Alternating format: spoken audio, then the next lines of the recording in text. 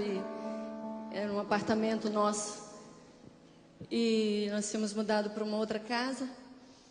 E o Arão, então, estava pastoreando eles e abriu a casa para recebê-los nesse momento tão difícil. Eles estavam passando por uma crise familiar muito grande e estavam, ao mesmo tempo, vindo para Jesus.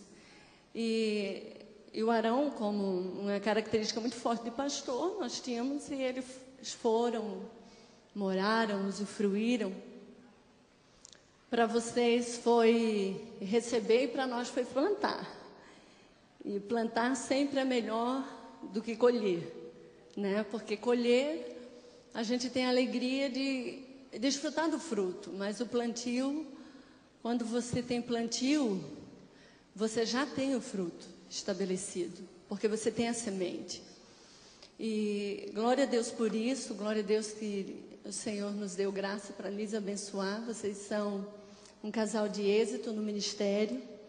E eles têm um crescimento celular espetacular, muito grande. O Senhor os multiplicou. Cardoso, Carla, muito obrigado pelo trabalho de vocês. E, acima disso, eu os honro pela capacidade de restaurar a vossa casa. Esse é o principal testemunho que nós temos de vocês. A força, a graça e a não desistência de restaurar o matrimônio. Hoje estão aí felizes, tiveram filhos gêmeos, já tinha um casal e agora tem mais 2 meninos gêmeos, parabéns. Quando esses gêmeos nasceram, tiveram várias complicações, principalmente um dos bebês. Eu estava lá, vi o nascimento dos gêmeos e tinha um que ele não queria nascer. Ele botava a mãozinha assim para cima, quando o médico pegava ele descia para dentro da barriga da Carla. E foi umas 2 ou 3 vezes para o médico arrancar ele de lá. E esse menino botou a igreja toda para orar, porque ele teve uma complicação. Eles nasceram muito prematuros, mas hoje estão aí, 2 filhos lindos, maravilhosos, para a glória do Senhor. Deus os abençoe e os faça prosperar na terra do avivamento. Amém?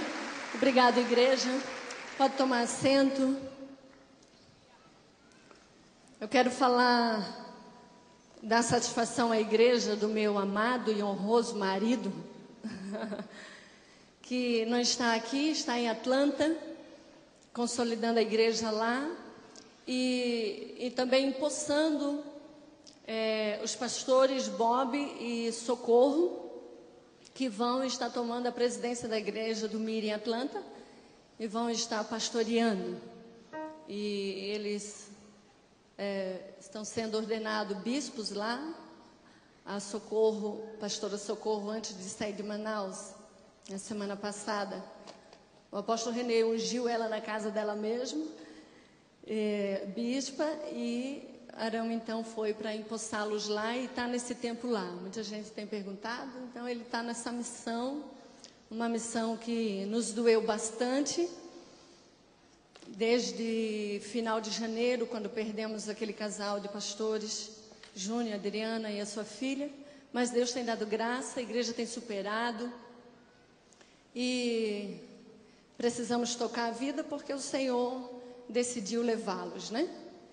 E estamos aqui nesse lindo congresso, onde estamos aprendendo sobre honra. Eu confesso que honra é uma construção na minha vida. Eu penso que nós, que somos da democracia e não da monarquia, nós necessitamos sim ser construídos nos princípios de honra, porque a democracia, ela é muito falha na questão da honra, né? Tanto que, se nós olharmos para a Inglaterra, nós vemos o apogeu da honra sendo estabelecida sobre a nação. Quando nós olhamos para os Estados Unidos, que já nasceu na democracia, que nasceu em muitos princípios bíblicos, mas que após a década de 50, 60, a democracia rebelou-se muito contra os princípios bíblicos, nós já vemos uma outra nação perdendo muitos princípios da honra. Nós, América do Sul, temos muita dificuldade, sim, com os princípios de honra, porque nós não temos a construção de reino monárquico no nosso entendimento. E isso nos gera alguns déficits muito grandes de protocolo, de cumprimento de coisas que vão estabelecer a honra na nossa vida. E nós vamos falar essa manhã, o tema dessa ministração é sobre honra também, mas mais especificamente, a verdadeira conquista vem pela honra. Se você está com o meu PowerPoint aí, isso, pode soltar. Deixa eu só mexer com essa TV aqui. Isso. A verdadeira conquista vem pela honra. Eu queria que você abrisse a sua Bíblia em Lucas capítulo 15.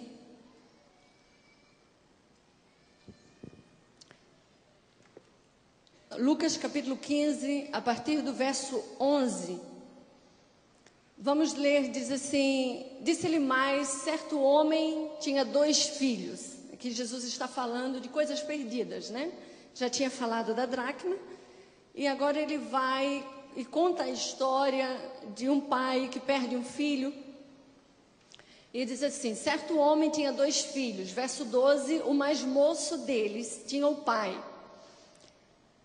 Disse ao pai: pai, dá-me a parte dos bens que me toca, repartir-lhe, pois, os seus haveres. Poucos dias depois, o filho mais moço, ajuntando tudo, partiu para um país distante e ali desperdiçou os seus bens, vivendo dissolutamente. E havendo ele dissipado tudo, houve naquela terra uma grande fome e começou a passar necessidades. Então foi encontrar-se a um dos cidadãos daquele país, o qual o mandou para os seus campos apacentar porcos. E desejava encher o estômago com os alforrobas que os porcos comiam. E ninguém lhe dava nada, caindo, porém, em si: quantos empregados de meu pai têm abundância de pão, e eu pereço de fome? Levantar-me-ei e irei ter com meu pai e dir-lhe-ei: pai, pequei contra o céu e diante de ti, já não sou digno de ser chamado teu filho, trata-me como um dos teus empregados. Levantou-se, pois, e foi para seu pai. Estando ele ainda longe, seu pai o viu, encheu-se de compaixão e, correndo, lançou-se-lhe ao pescoço e o beijou. E disse-lhe o filho: pai, pequei contra o céu e diante de ti, já não sou digno de ser chamado teu filho. Mas o pai disse aos seus servos: trazei-me depressa melhor roupa e vestir, e pondo-lhe o anel no dedo e as alparcas nos pés. Trazei-me também um bezerro cevado e matai-o. Comamos e regozijamos. Vamos guardar esse texto aí. A verdadeira conquista vem pela honra. Nós estamos trabalhando no entendimento de aprender a honrar e o que a palavra do Senhor nos ensina sobre honra. Um dos conceitos de honra, pode passar, próximo slide. Um dos conceitos de honra, a verdadeira honra seria inerente à condição humana e igualmente deriva dos laços pessoais formativos que estabelecem a dignidade pessoal e caráter. Aí estamos da Wikipedia aqui no dicionário, um pouquinho sobre honra. A verdadeira honra seria inerente às condições humanas. Ela vai forjar os laços pessoais formativos, dando forma. E ela vai estabelecer, sim, ela vem do estabelecimento de dignidade pessoal e caráter. Vamos mais para frente. Honrado é julgamento que determina o caráter de uma pessoa, exatamente se ou não a pessoa reflete honestidade, respeito, integridade ou justiça. Isso faz parte de um caráter de honra. A honra, eu digo que ela está estabelecida e fundamentada em virtudes. Porque honra é um resultado. Honra não é um fundamento. Honra é uma colheita de um fundamento estabelecido. Porque para uma pessoa honrar e cumprir os princípios da honra, ela necessita de um bom caráter. Ela necessita ser honesta. Ela necessita conhecer as condições do que significa honrar um pai e uma mãe, o que significa honrar um líder, o significado da honra para mim, para você, vem do estabelecimento de como nós desenvolvemos e qualificamos o nosso caráter. Eu não construo honra sem caráter. Eu não construo honra sem um bom, caráter. Vamos mais para frente. Vamos entrar aí na questão virtude. E nós vamos ver que a virtude, ela fundamenta a honra. Virtude é uma disposição estável em ordem a praticar o bem. Você tem que ter a disposição para você estabelecer virtude. Também revela mais do que uma simples característica ou uma aptidão para determinada ação boa. Trata-se de uma verdadeira inclinação. Nós estamos aí tentando agora entender virtude. Virtude é uma verdadeira inclinação dentro de nós, de querer fazer as coisas boas e corretas. Posso ouvir amém? Virtude é uma força interna. É algo estabelecido dentro dos teus significados internos, o que a vida significa para você. O que os padrões da vida significam para você. O que a família significa para você. O que a igreja significa para você. O que Deus significa para você. O que os líderes significam para você. Então, são inclinações, são fundamentos internos que eu desenvolvo como pessoa, você desenvolve como pessoa. Mais para frente, ainda consolidando virtude, virtude trata-se de uma verdadeira inclinação para fazer o bem.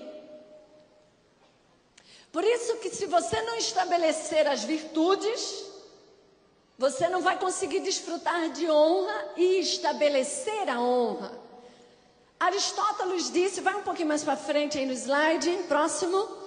Ele disse que virtude é uma disposição adquirida de fazer o bem e elas se aperfeiçoam com hábitos. Você vai ter a disposição, isso é um homem da filosofia grega que já pensava e botava a mente para funcionar, o que era ter virtudes. Quando você estuda a honra, você vai encontrar virtudes. Quando você estuda virtudes, você vai encontrar honra. E Aristóteles então fala que a virtude é uma disposição adquirida. É uma disposição adquirida. E se nós olharmos biblicamente, virtude é uma disposição adquirida. E aí depois nós vamos ver aí as características das virtudes. É uma disposição adquirida de fazer o bem. Você tem que decidir fazer o bem ao outro. Você tem que se qualificar internamente para fazer bem ao outro. E elas vão se aperfeiçoando, e elas se aperfeiçoam com o hábito. Se você tem o hábito de obediência, você vai encontrar colheitas abençoadas. Amém? E nós vamos ver que a obediência é uma virtude. A virtude aqui também pode ser estabelecida como um princípio divino que Deus estabeleceu na terra. Vamos um pouquinho mais adiante, ainda falando sobre virtude. A virtude, no mais alto grau, é o conjunto de todas as qualidades essenciais que constitui o homem de bem. Todas as qualidades que você pode relacionar, que constitui um homem e uma mulher de bem, isso vai ser conceituado como virtude. Vamos para frente. Aí vamos entrar então no que é virtude. Você pode colocar aí: virtude é fé, virtude é esperança, virtude é amor, é humildade, é santidade, é temperança. São virtudes. E aí nós podemos dizer, pode ir para frente? Nós podemos dizer que virtudes são os fundamentos da honra. Volte o slide. Se virtudes é fé, são fé, esperança, amor, humildade, santidade, temperança, obediência, perdão. Isso são virtudes, que são princípios. São nomes diferentes para o mesmo significado. Se você não tem princípios ou virtudes, se você não tem isso estabelecido como valores de crença na sua vida, você não vai colher honra, você vai colher desonra. Você vai entrar pelo caminho da desonra. Pode ir para frente. Ainda temos como virtudes perdão, diligência, fidelidade, obediência às leis, princípios, obediência às leis, princípios e protocolos. Isso faz parte de virtudes estabelecidas em nós, de princípios estabelecidos em nós. O nosso maior problema hoje, no que se diz respeito ao caráter pessoal, por exemplo, Manaus, nós já temos a estatística de mais de 50% de evangélicos. Por aí? Estamos por aí? Tem alguém que já bota 53. Você é sanguínea, ótima, Neuza. 53, mas é um dado mesmo que está aí. Por que a violência aumenta em Manaus, se nós somos já mais de 50% evangélicos? Por que a violência está cada vez pior em Manaus? Essa semana, fui orar numa das farmácias de uns discípulos nossos, das nossas células, que houve um assalto e o ladrão matou o vigia dentro do local. Um trauma terrível para as pessoas que estavam ali, os funcionários que estão em tratamento psicológico hoje. Por que somos crentes, aumentamos o Ibope aí a estatística dos evangélicos, ok, está crescendo, por que a violência cresce? Por que a cavalice no trânsito cresce cada dia mais?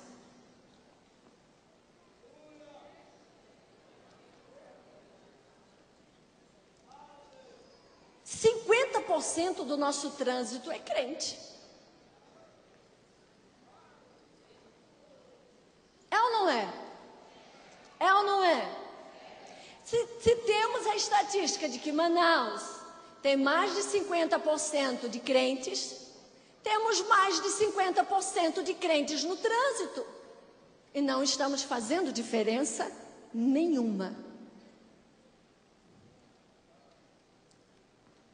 Parece um bando de bicho indomável, que pega um carro, uma moto, com a síndrome de querer ser anjo, porque é impressionante, parece que eles são imortais. Motoqueiro é imortal. Eles sentam na moto, eles recebem uma visitação das trevas. Não se respeita. Não se respeita sinal de trânsito, não se tem educação. Aqui mesmo, irmãos, a maior cavalice aqui para sair desse trânsito aqui. Nós não nos respeitamos. Nós, crentes da restauração. Você sabe, enquanto nós somos em Manaus, no mínimo 30 mil. No mínimo 30 mil. 30 mil cavalheiros e cavalheiras. É aí que vem, é aí que está estabelecida as virtudes em nós, os princípios em nós. Não se respeita a lei, não se respeita protocolo, não se respeita o outro, não estabelece esses padrões no dia a dia. E aí, irmãos, Deus não está com os olhos sobre nós só quando nós estamos aqui nessa cadeira, lindos, maravilhosos, louvando o seu nome. Deus está com os olhos abertos e nos vê todos os lugares, em todas as nossas atitudes, em todos os lugares e ações que nós fizemos. Deus está ali, Deus está vendo.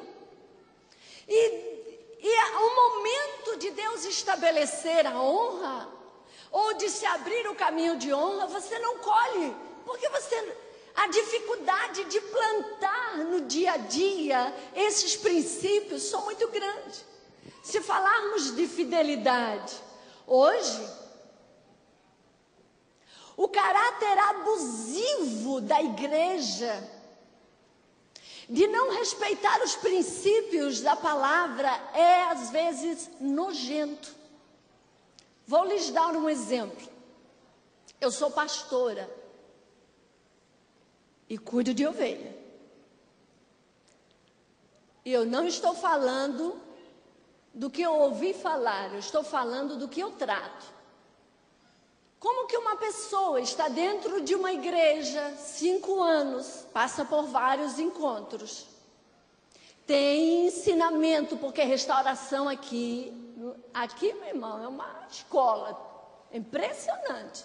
A unção que essa igreja tem de ensino, todos os pastores, apóstolos, os líderes de célula falando, a gente fica, meu Deus, que tremendo. Como que uma pessoa está aqui dentro? Aí, ok, vai namorar, vai entrar em compromisso, ora por um. Conheço um caso assim, está orando por aquela menina, mas está orando por aquela lá também, e está lá naquela outra igreja pentecostal, não sei da onde, lá. Aí, vai ver o caso, coisa de um mês. Estava namorando com a menina da igreja da pentecostal, não sei do que. Aí foi ver, já está morando com a moça, com a mulher. Aí já estão vivendo juntos. Assim, crente, sem vergonha na cara, que está morando junto, assim, olha, eles são solteiros, ou são divorciados, ou são viúvos, ou são pessoas adultas solteiras. Eles se encontram na igreja e é incrível. Dá 1 mês, 2, 3, quando vê, estão morando junto. Dá para me entrar no casamento coletivo? Fazer a classe? Dá, cara de pau. Claro que dá. Claro que dá. Dá vontade de te mandar para o inferno, mas dá. Porque eu quero legalizar a minha situação. Irmãos, eu conto até 10. E tem hora que eu digo assim, Arão, tua vez. Porque aí eu já conheço os meus limites, né? Eu já venho para trás. Porque é incrível como não se tem temor. Não se tem temor de Deus no coração.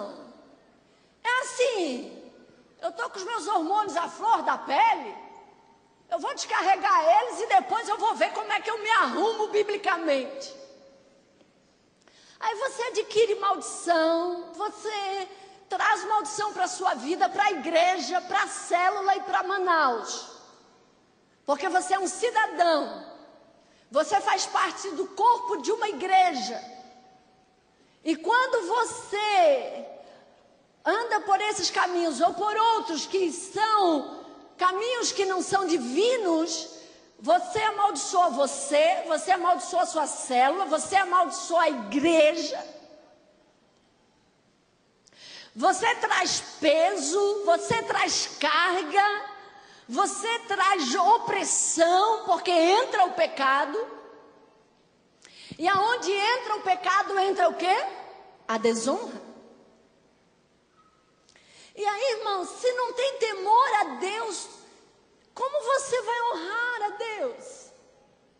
Como as pessoas honram a Deus se elas não temem a Deus? E aí, o tema dessa ministração está em cima, a verdadeira conquista vem pela honra. Mas como que vamos conquistar se não sabemos estabelecer as virtudes, os princípios da nossa vida? Não se colhe para depois plantar. Se planta para depois colher.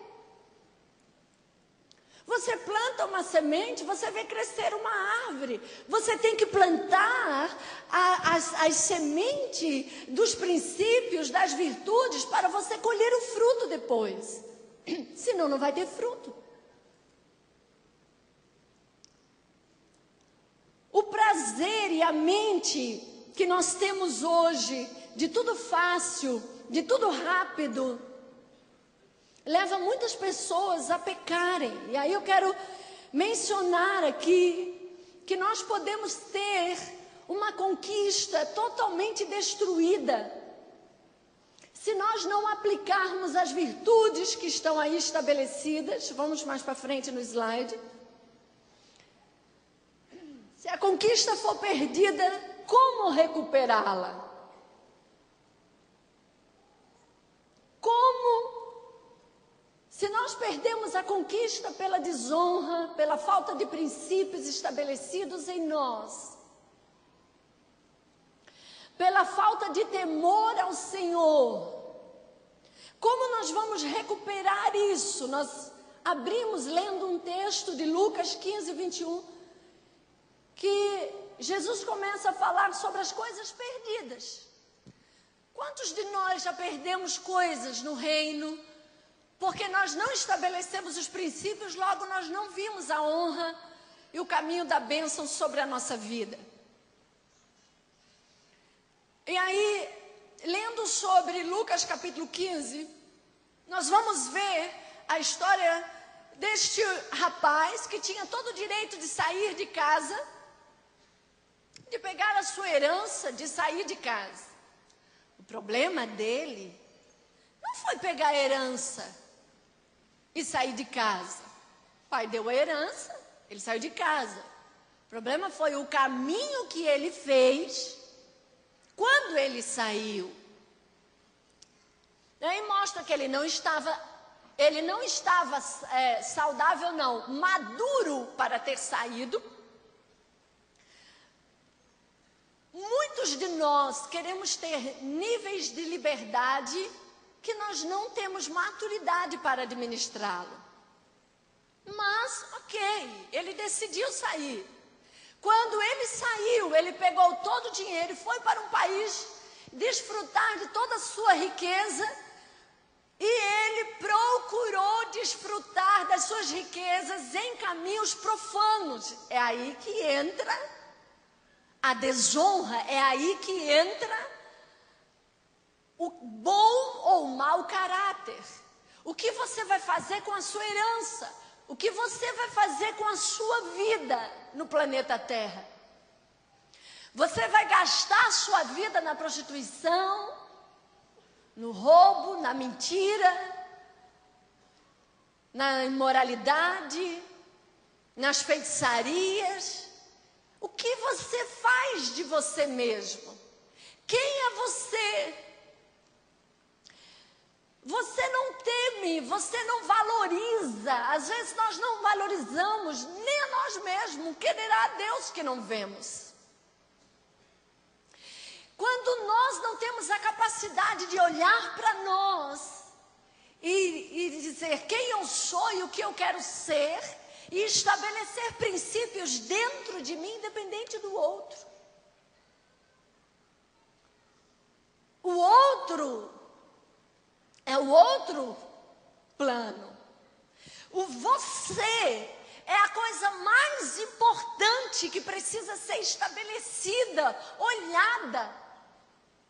Porque se você não for ajustado, se nós não nos ajustarmos por dentro, nós não veremos a Deus. Se nós não nos qualificarmos internamente com os princípios de honra, estão aí os princípios de honra, é a obediência, é a fidelidade, é o perdão. E isso nós temos que tratar com maturidade, que isso fala diretamente do nosso dia a dia. O que esse homem fez com toda a sua herança? O que você está fazendo com a sua herança? Você que perdeu a herança, o que você vai fazer para trazer reconquista para a sua vida? Primeiro lugar, é a lei do reconhecimento. Aprendemos muito isso com o reverendo Mike Murdock, que fala, tem um livro só sobre a lei do reconhecimento. Como nós vimos cidades serem rejeitadas por Deus e por Jesus, porque não reconheceram a graça. Não reconheceram o amor de Cristo, não reconheceram o Messias. Nós temos perdas enormes quando nós não reconhecemos o nosso estado pessoal. Uma cura só é estabelecida quando se reconhece a doença. A maioria de nós temos medo das doenças, medo de reconhecer as doenças, medo de enfrentar a doença. Eu tive uma discípula que passou 2 anos com câncer de mama, a mama sangrando, e ela não fez absolutamente nada durante 2 anos. E a gente pode perguntar, o que é isso? É uma negação da mente. Eu estou vendo que eu estou com a doença, mas eu estou negando que eu estou com a doença.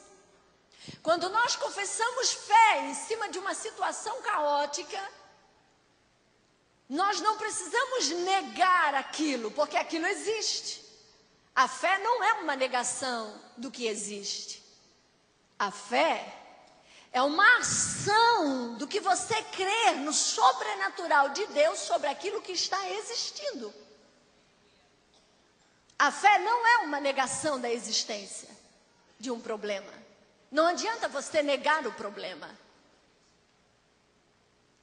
Você precisa admitir o problema e trazer o novo pela fé sobre o problema. E trazer a cura pela fé sobre o problema. Não adianta trazer negação. Não adianta trazer negação.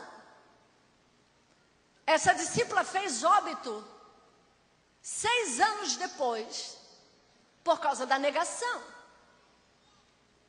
Eu nunca vi uma pessoa ter tanta confissão de fé o quanto ela tinha.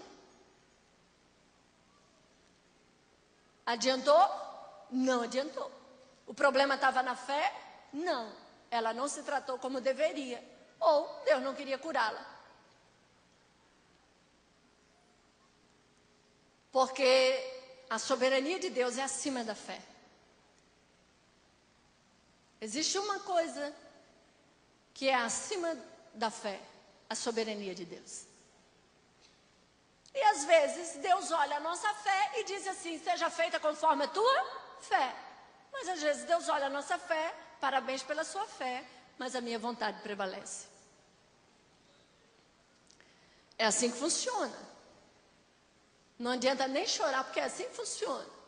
Também, se quiser chorar, pode chorar, mas é assim que funciona.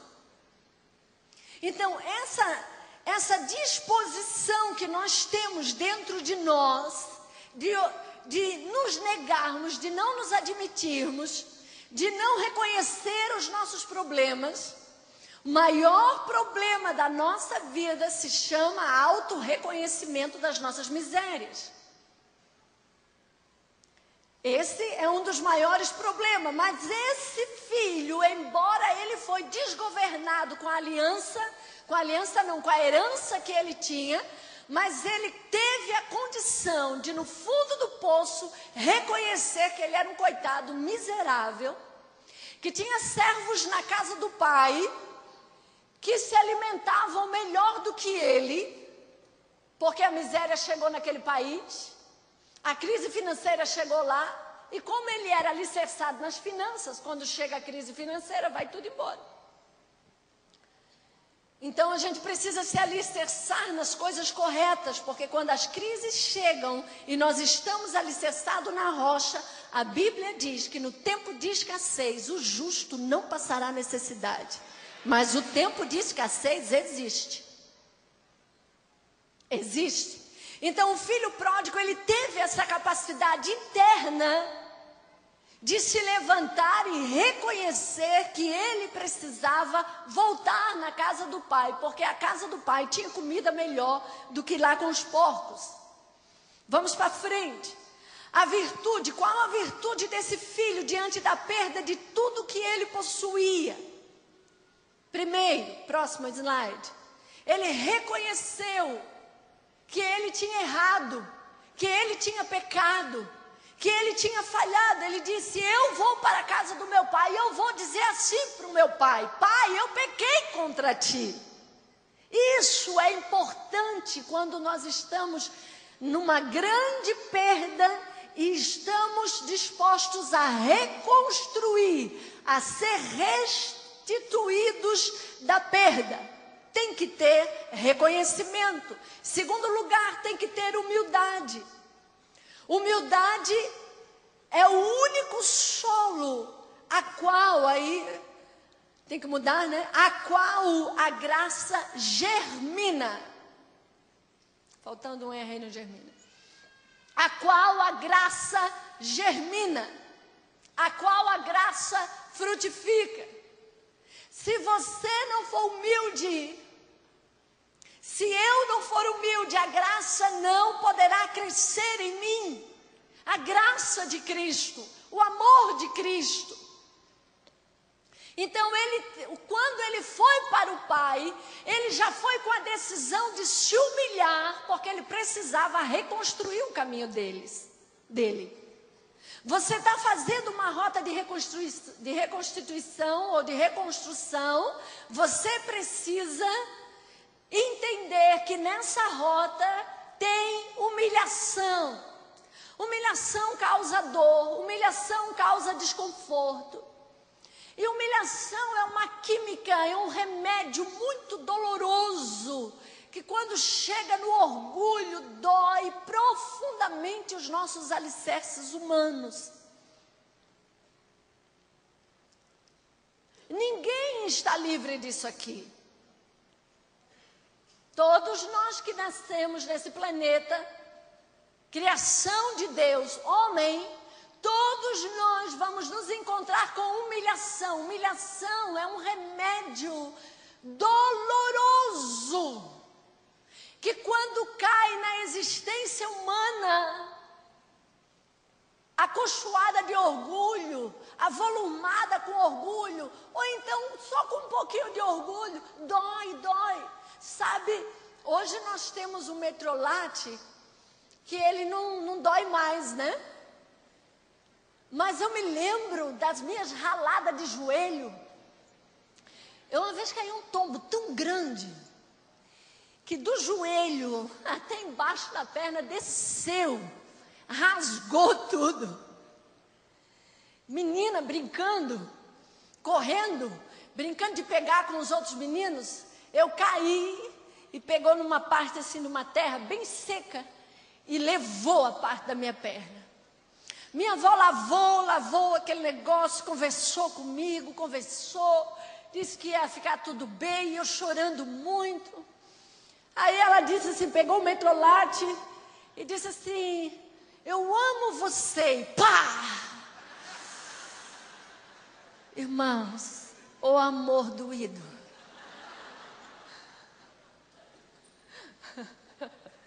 Às vezes eu lembro da minha avó, meu Deus do céu, filho de peixe, peixinho é. Aí, ela colocou que eu fiquei assim, desatinada da dor, porque aquilo estava muito vivo, tinha acabado de acontecer. Mas o remédio bom para não inflamar, o remédio bom para cicatrizar mais rápido.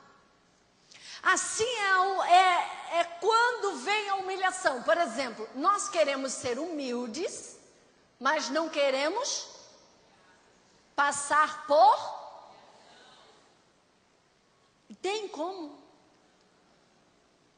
Qual é a única maneira que Deus pode nos tornar humildes? Não engasgue, fale. Que eu já começo a engasgar daqui, aí você engasga daí, fica tudo ruim. Qual é a única maneira que Deus vai usar para nos tornar humildes? Humilhação. É aquele Metrolate. É aquele material assim. Eu me lembro, uma vez, um amigo andando de skate.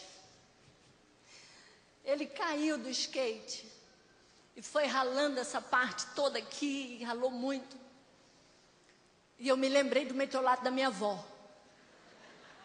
Eu disse, é esse mesmo, fez bem para mim, vai fazer bom para ele. E aí eu disse, tira a camisa, tira que está tudo colado assim, tudo, e aí lá vamos, tal. Respira fundo, diga uma palavra, célula, nada, não disse isso não, história. Aí eu, respira fundo, e eu, pá, joguei o Metrolate, saiu correndo, ai que dor. Quando Deus quer estabelecer princípios na nossa vida, que só entram em nós, tem alguns princípios que para ele ser estabelecido dentro de nós, parece que Deus usa aquelas brocas de furar concreto. Ele entra com a broca de furar concreto ali, e ele faz uma força enorme sobre nós com uma situação para estabelecer algo em nós que ele está construindo. E ali vai ter muita dor, ali vai ter sangue, ali vai ter choro, ali vai ter revolta, ali vai ter não entendimento do todo, ali vai ter muitos sentimentos que vão além do nosso entendimento, e a gente está vivendo eles e não os compreende, mas Deus pode estar forjando com certeza, nessa força de situação que está fazendo sobre você, um caráter de princípio, com virtudes alicerçadas, porque para você e para mim receber honra, nós precisamos de um coração muito equilibrados, para nós não nos perdermos nesse caminho, não nos profanarmos neste caminho, não nos vendermos neste caminho, e não perdermos a essência do Evangelho neste caminho. Posso ouvir amém? Então, quando aquele país entrou em greve, entrou em, crise, e ele perdeu tudo, e ele foi ter com os porcos, ele não tinha mais nada, os amigos que estavam com ele abandonaram ele, entrou numa solidão, foi comer com os porcos, ele lembrou de retomar. Nesse momento, Deus estava tratando o orgulho deste filho que não reconheceu a excelência da casa do pai e poderia continuar ali. Mas, além disso, eu vejo que ele não reconheceu a preciosidade da herança. Porque sair da casa do pai, você pode sair, é direito seu. O pai não brigou com ele e ele não quebrou nenhum princípio por sair da casa do pai. Porque quem cresce sai, casa, sai, pega a sua herança, vai construir sua família. Mas a dificuldade ali ele pegou as preciosidades da vida dele, ele enterrou no pecado. Ele enterrou na destruição, ele foi mesmo provar do mundo e das coisas ruins das trevas. Aí, nós vimos a desonra a Deus e nós vimos a desonra ao Pai, que construiu uma herança, deu na mão do filho e o filho destruiu toda a herança. Então, ele não honrou a Deus, que o abençoou com a herança do pai. Ele não honrou o pai que livremente concedeu a parte dele e o abençoou para que ele fosse. Ele não honrou a ele. Ele achou que o pecado era caminho de honra e caminho bom. E aí nós temos que olhar para isso e sempre nos reavaliarmos diante dos fatos que acontecem na nossa vida. Que às vezes nós queremos algum caminho que nem sempre vai ser o melhor. Mas, quando Deus vai tratar o orgulho desse filho, Ele permite a miséria, Ele permite a perda, Ele permite o dia difícil, Ele permite um sentimento de miserabilidade tão profunda, que quando os porcos comiam, a Bíblia diz que este filho... Eu só tenho isso aqui, eu tenho que comer, senão eu vou morrer de fome. O pecado faz isso conosco, a quebra dos princípios, das virtudes fazem isso conosco. Mas ele conseguiu, dentro da humanidade dele, sendo imprensada, Deus humilhando ele, humilhando, para que ele... Deus bate, né? Bate. Muita humilhação. Vai, até ir com os porcos. Depois que ele estava com o porco, que ele desfrutou da comida do porco, houve alguma coisa que aconteceu com a sua memória. Quem lembra? Ele lembrou-se da casa dos servos que comiam melhor do que ele. Ele disse, eu vou para a casa do pai, porque lá eu vou comer melhor. E aí ele entrou na rota de reconhecer, do perdão. Ele voltou e disse, pai, me perdoa, porque eu fiz tudo errado. Eu quero ser somente um servo teu. E o pai, agora então, restaura o entendimento desse filho. E entra a última parte, que é restaurar o relacionamento do filho. Vamos para frente. Restaurar o relacionamento do filho. Pode mudar. Posição do pai, restituindo a honra. Eu penso que em algum momento da nossa vida, nós sempre podemos viver uma situação dessa que o filho viveu, e nós vamos ter que voltar e restaurar os nossos caminhos, seja com cônjuges, seja com amigos, seja com discipulador, seja somente com um relacionamento que eu quebrei e eu preciso voltar para restaurar, de amizade, de irmãos, enfim, a posição do pai restituindo a honra. E em algum momento também você vai ser testado nessa posição, a posição para restituir a honra. Aqui, pode ir para frente, o pai se coloca de braços abertos, né? Parece que estava todo dia naquele caminho, olhando, esperando o filho, até um dia que ele olha e vê o filho e abre os braços, e abraça o filho, e beija o filho, e ama o filho. Então, aqui está a restituição do lugar honroso.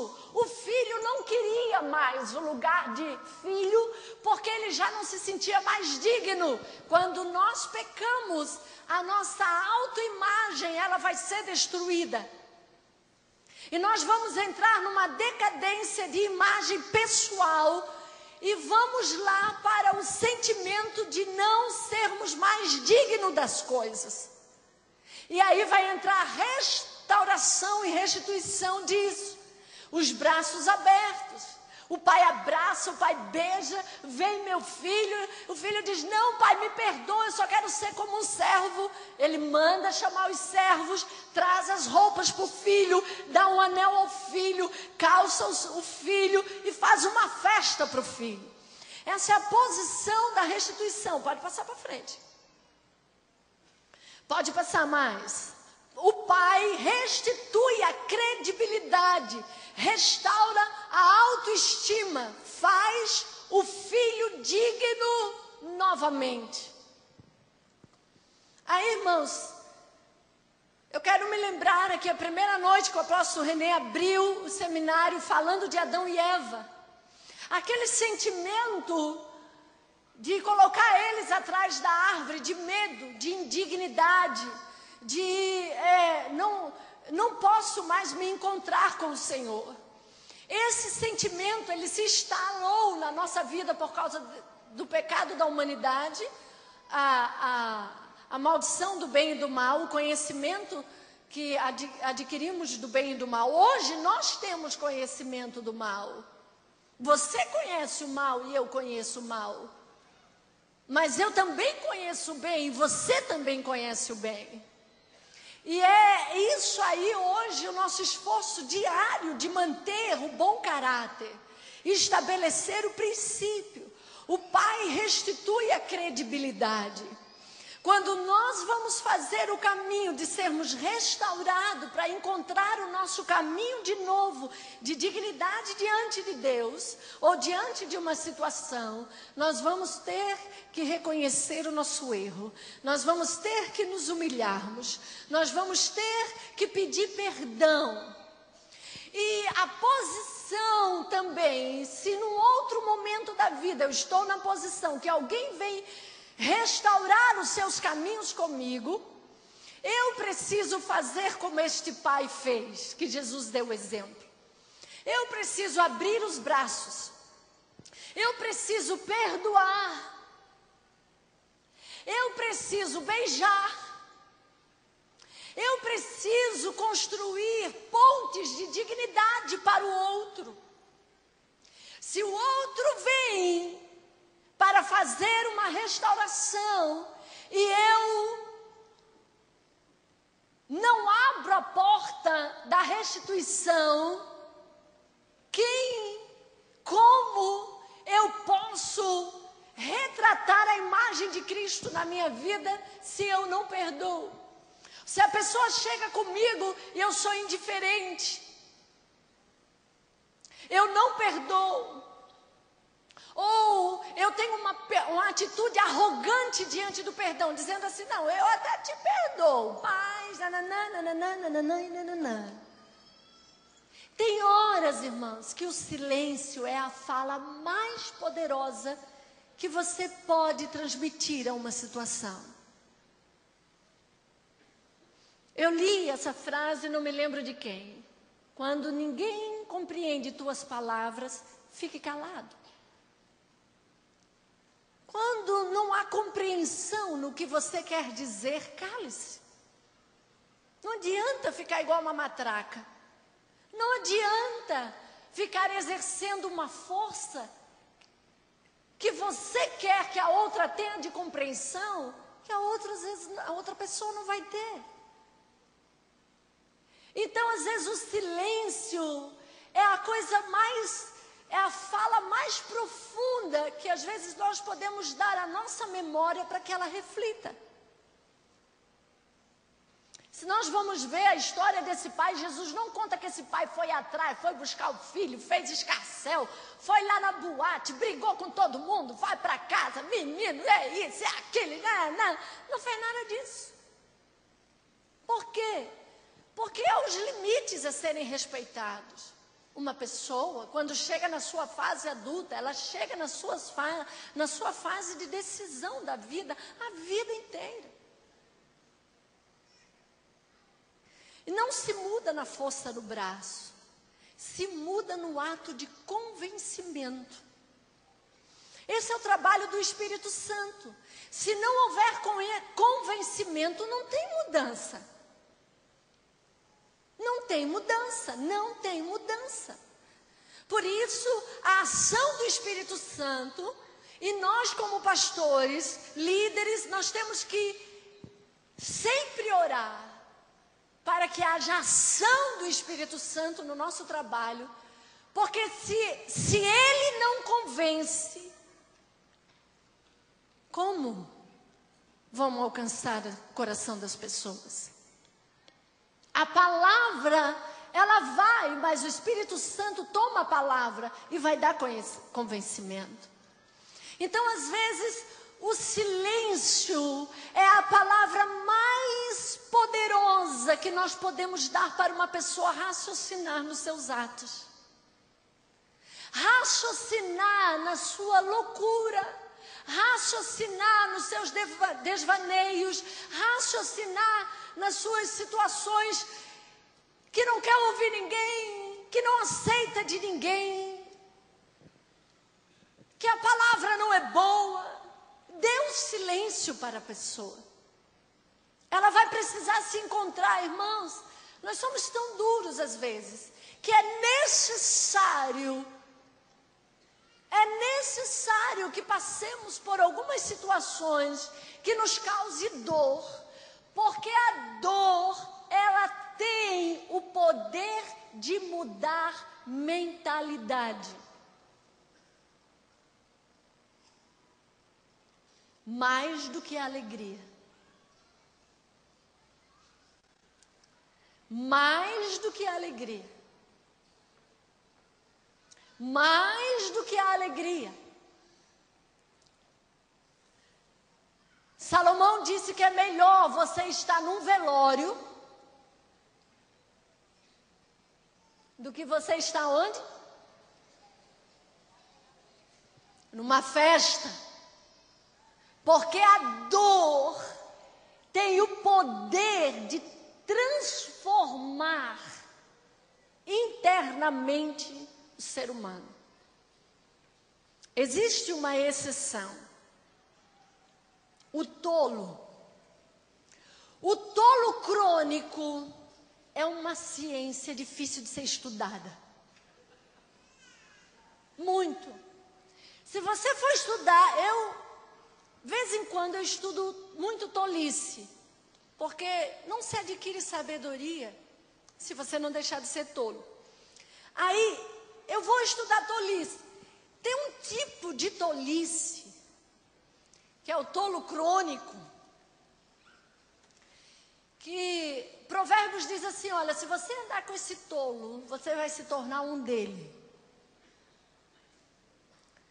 Em outros casos, ele diz assim, não ande com ele, porque você vai se tornar um dele. Porque é uma pessoa tão fechada, e ela recebe tanta paulada na vida, e mesmo com a dor, ela não repensa, ela não refaz comportamento, não refaz atitude. E aí nós temos que parar e ver as profundezas do nosso coração. Esse homem, mesmo na sua tolice de gastar tudo, ele, pelos atos corretos e o caminho correto de restituição na sua vida, ele entra de novo, novamente, no lugar da honra. Eu queria que você se colocasse de pé. Aonde estão os lugares da sua vida que precisam ser restaurados? Quais são esses lugares? Esses lugares necessitam de humildade para restaurar. Muito difícil restaurar. Vão precisar de atos de perdão, atos de humildade. Senão, não adianta sonhar com a veste. Não adianta sonhar com o anel no dedo. Não adianta sonhar com as sandálias da casa do Pai. Não adianta sonhar com nada disso, se você não conseguir cumprir o protocolo que antecede. A honra é um protocolo de humildade, é um protocolo de dor, é um protocolo de plantio, é um protocolo, às vezes, de sacrifício diário que Deus permite que você vai fazendo. E um dia, as vestes vão chegar. O anel vai chegar. As sandálias irão chegar. E a festa também vai chegar. Dê um glória a Deus. Dê um aplauso ao Senhor. Porque suas vestes estão a caminho, ou já estão em você. Se já estão em você, conserve. Faça um zelo especial do que você tem. Reconheça o que Deus colocou nas suas mãos. Olhe para seus lados e veja as situações dos outros do lado. Olhe para seu ministério e veja. Reconheça o que Deus já colocou nas suas mãos. Olhe para sua casa e reconheça a restauração que Deus já lhe fez. Olhe para a sua vida e reconheça que de tudo que é bom que você já adquiriu, meu irmão, há algo mais excelente que o Senhor Jesus já lhe deu. A salvação em Cristo Jesus, a sua redenção, a sua vida, o seu amor, o seu sangue que nos redime dia após dia. Se você está voltando para receber as suas vestes, eu quero lhe dizer, não desista, porque Deus restitui o humilde de coração. Se você está na casa do Pai e tem suas vestes, e tem seu anel, e tem sua sandália, e tem a herança, e tem as riquezas, não reclame igual o outro filho reclamou. Reconheça tudo que Deus já lhe deu. Porque aquele filho tinha tudo, só que ele tinha uma mente totalmente voltada só ao trabalho e não à festa. E o dia que o pai fez uma festa para o irmão, ele entrou em crise e disse: eu só trabalho e nunca tem festa para mim. E o pai disse: meu filho, tudo é teu, faça quantas festas você quiser. Você não fez festa ainda porque você não quer, você não desfruta porque você não quer. Tudo é teu, tudo é teu, tudo é teu. Você está na casa do Pai, tudo é seu, tudo é seu, tudo é teu, tudo é teu. Não reclame não, porque tudo é nosso, tudo é nosso, tudo é nosso. Deus nos deu, Deus nos deu, Deus nos deu. Faça festa, não só trabalhe, faça festa. Coma do novilho cevado, vesta as vestes, se embeleze, bote perfume, vá para a praia, faça festa. Faça festa. Faça festa. Olhe para seu irmão e diz assim: faça festa.